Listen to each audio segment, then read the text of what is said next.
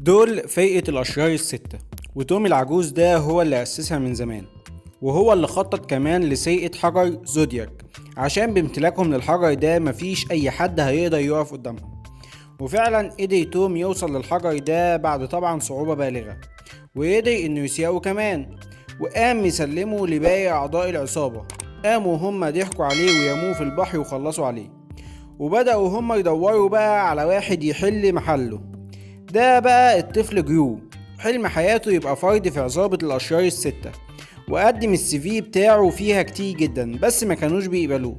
وبالنسبة له توم ده هو مثله الأعلى، ونفسه يبقى شرير زيه، وكان بيساعده على كده المينيونز أتباعه. وتحدد له فعلا انترفيو مع عصابة الأشرار الستة، وكان جرو فرحان جدا، بس لم يكن يعلم أن فرحته لن تكتمل، لان العصابة اول ما شافته وعرفت ان هو طفل لسه قالت له يلا يا حبيبي على مدياستك، مش فاتحينها حضانة هنا. فجرو حب يستفزهم، فقام سرق حجر زودياك من غير ما ياخدوا بالهم وهيب، وهم حاولوا يمسكوه وقعدوا يجروا وراه فعلا. فقام جرو ادى الحجر لواحد من المينيونز اسمه اوتو، وقال له روح انت بيه على البيت عقبال ما انا توههم. وفعلا قدر يهرب منهم لحد ما قدر يتغلب عليهم، وقام يجي البيت وكان فرحان بقى وسط اتباعه المينيونز، وكانوا قاعدين بيحتفلوا. وكانت خطته سهلة، انه هيرجع الحجر تاني للعصابة، وبكده هم هيوافقوا على انهم يضموه معاهم في العصابة. بس المشكلة ان اوتو لحد دلوقتي ما جاش، ولما جه ما كانش معاه حجر زودياك، وكان معاه حجر تاني لعبة. وقعد يحكي بقى لجرو ايه اللي حصل له وخلاه يبدل حجر زودياك بالحجر ده، وانه بدله مع عيل كان عيد ميلاده النهارده بالحجر اللعبه ده اللي اول ما شافه حبه جدا. فجن جنون جرو وقال لهم انا هروح ادور على حجر زودياك، ويا ريت لما يرجع ملاقيش حد منكم هنا. بس اول ما خرج من البيت هوب عربيه جت خطفته، وكان فاكرهم افراد العصابه، بس طلع توم هو اللي خطفه، وانه ما ماتش وانه عايز منه الحجر. وجرو كان مبسوط جدا ان توم هو اللي خطفه لانه مثله الاعلى. وقام توم قال لجرو قدامك يومين بالظبط عشان تجيب لي حجر زودياك يا اما هخلص عليك.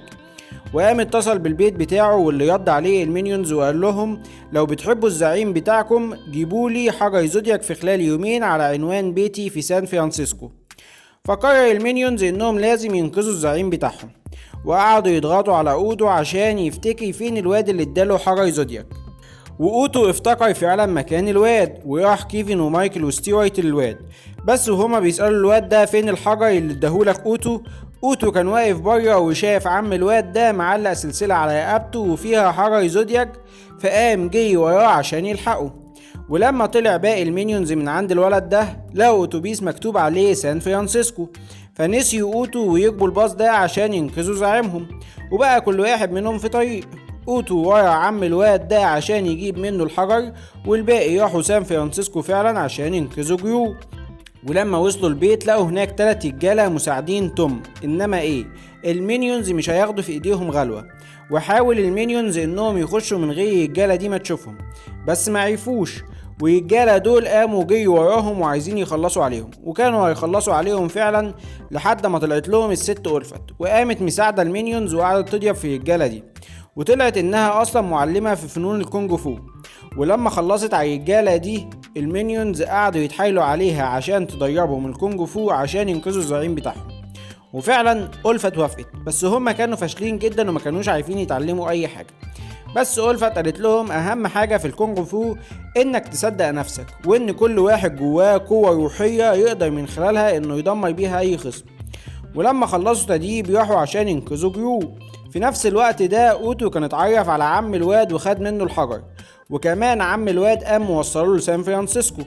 وتوم صعب عليه جرو وقام فكه بعد ما مساعدينه هربوا منه عشان ما بقاش معاه فلوس، وبقوا يشتغلوا هما الاتنين مع بعض، وكانوا هما الاتنين مبسوطين مع بعض، وحسوا انهم شكلوا ثنائي ممتاز لحد اما جت العصابة وهدت بيت توم. ساعتها توم اتعصب على جرو وقال له امشي، انا مش عايز اشوف اي حد، دول اقرب الناس ليا، عملوا فيا كده، انت هتعمل فيا ايه؟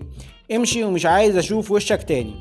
فمشي فعلا جرو وكان زعلان وحزين. هوب لقى اوتو قدامه ومعاه الحجر كمان، فبقى فرحان جدا وخد منه الحجر، بس لم يكن يعلم ان فرحته لن تكتمل، لان العصابة جت وخدت منه الحجر. بس البوليس جه وكان هيقبض عليهم، بس الساعة كانت جت 12، وقامت العصابة داست على الحجر وقاموا تحولوا له وحوش، وقعدوا يقتلوا في البوليس، وكمان يبطوا جيوه في الساعة عشان الساعة تقطعه، لحد اما جم باقي المينيونز عشان يساعدوا جيو.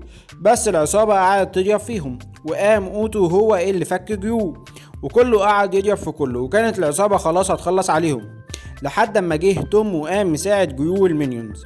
وساعتها المينيونز افتكروا اللي ألفت علمته لهم، ان كل واحد جواه قوة روحية، وقاموا مطلعين الطاقة اللي جواهم وبيها قدروا يهزموا العصابة. وخد جيو الحجر وقام محول العصابة لفئران، وجه البوليس وقبض عليهم. وبيخلص الفيلم على كده. فلو عجبك الفيديو منساش تعمل لايك وشير وسبسكرايب وتدعمني كومنت عشان اكمل، ولو ما عجبكش الفيديو منساش تعمل ديسلايك وشير وسبسكرايب برضه بس تحبطني كومنت عشان ابطل.